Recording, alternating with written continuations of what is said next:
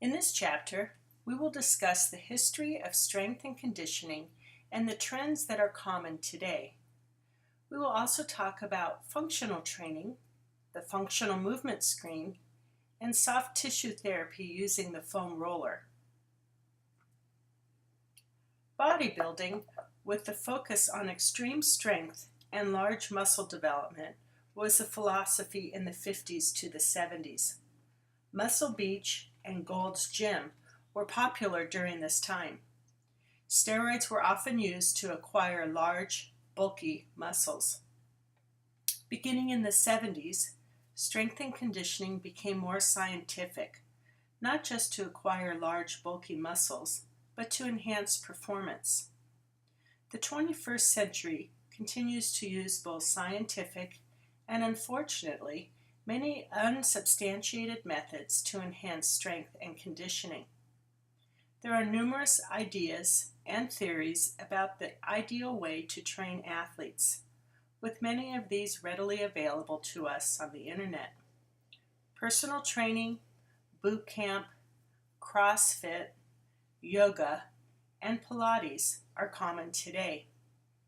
The titles of those who train others in strength and conditioning have included exercise physiologist, strength and conditioning coach, fitness expert, and performance enhancement specialist. Strength and conditioning specialists are employed in a variety of settings. Popular ones today include corporate wellness and work with the geriatric population. Regardless of the occupation, the ultimate question in the field of strength and conditioning is, what is the ideal way to train recreational or competitive athletes or develop fitness for health and disease prevention? This is an abbreviated list of affiliated organizations in the field of strength and conditioning. You can learn more about these organizations by conducting research on the internet. These are the most recognized certifications in strength and conditioning, and you may consider pursuing one of these to enhance your education and qualifications in the field. Strength and conditioning specialists at the junior college level often earn the CSCS from the National Strength and Conditioning Association. You can also learn about these organizations by conducting research on the internet. In the last 10 years, the focus of strength and conditioning has been on functional training, meaning that exercises are designed for movements needed in sport and activities of daily living. The focus is multi-jointed and weight-bearing. Single-legged exercise are also emphasized since they mimic athletic activity. Boyle, the author of your textbook, Advances in Functional Training, provides the following descriptions of functional training. First, functional training is a continuum of exercises that teach athletes to handle their body weight in all planes of movement. It is considered purposeful training. Second, Boyle claims that gadgets and machines don't make a good strength and conditioning program, but a thoughtful, purposeful approach does. He encourages us not to do the same program every year or to copy the programs of others. He also emphasizes that power lifters or weightlifters lift heavy for a purpose, thus we don't need to mimic their program. Instead, focus on your sport and not anyone else. Before you initiate a strength and conditioning program, you need to understand the concepts of mobility and stability. Mobility refers to the freedom of movement around the joint and includes range of motion, flexibility, and extensibility. Stability refers to the joint's ability to control motion in the presence of force, tension, load, and movement. There are two important facts to remember. First, problems at one joint usually show up as pain in the joint above or below. This means that a lack of ankle stability may cause knee pain. A lack of hip mobility may cause lumbar pain, and a lack of thoracic spine mobility may cause neck and shoulder pain or lumbar pain.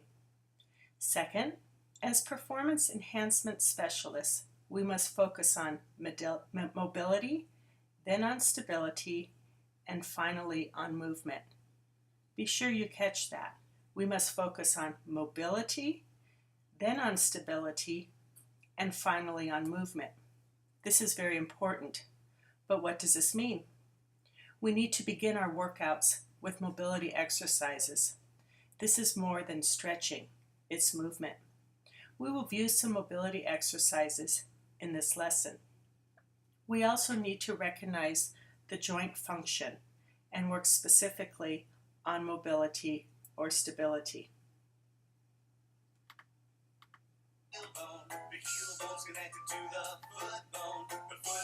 So do you remember this song as a kid? Listen carefully.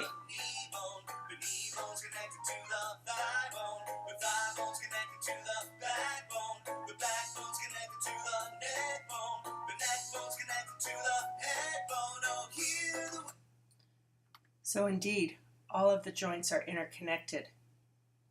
But look at the function of each joint, beginning with the great toe and ending with the glenoid humeral joint. Notice how they alternate between the function of mobility and stability. So what does this mean? The great toe, ankle, hip, thoracic spine, and glenoid humeral joint need to be mobile. They need to have great flexibility and freedom of movement. The foot, knee, lumbar spine, and scapula need to be stable. They shouldn't be excessively flexible, but be able to control motion. The functional movement screen, referred to as the FMS, is a 5 to 7 test assessment that evaluates the flexibility and mobility of the joints in the body. In this slide, 7 assessments are included.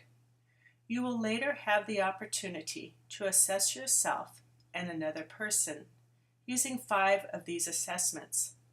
Become familiar with these movements by reviewing this slide.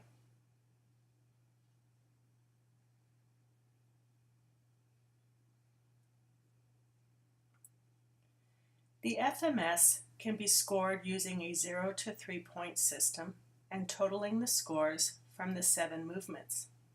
It can also be assessed using a 3-point system: pass, fail, and pain. You can view the FMS using 7 movements at the link provided in this slide.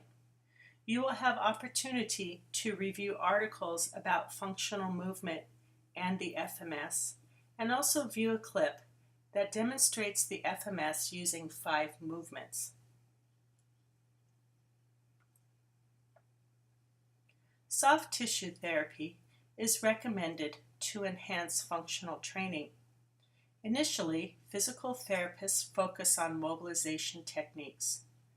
Chiropractors implemented active release techniques, and massage therapists provided deep tissue therapy.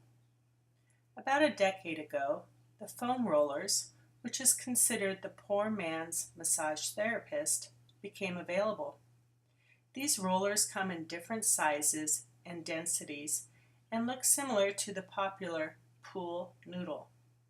The athlete lies on the roller and applies 10 slow, sweeping strokes to long muscle groups like the calves, adductors, quadriceps, tensor fasciae lata, hip rotators, and glute medius.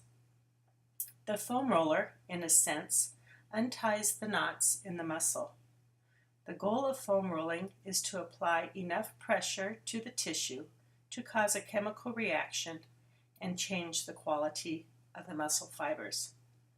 This presentation provided a brief history to strength and conditioning, explained the concept of functional training, introduced the functional movement screen, and provided discussion of tissue therapy using foam rolling to provide myofascial release. Refer to lessons again to gather more information for this unit.